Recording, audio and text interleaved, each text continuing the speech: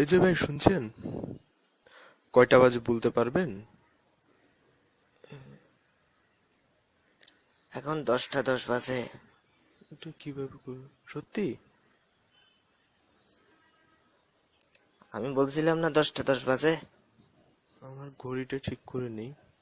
ধন্যবাদ। ধন্যবাদ।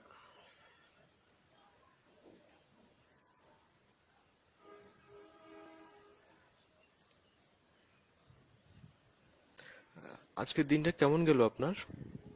এই তো ভালো। আচ্ছা দেখি, এখন বলেন তো কয়টা বাজে? আবার আচ্ছা দেখতেছি, এখন 7টা 15 বাজে।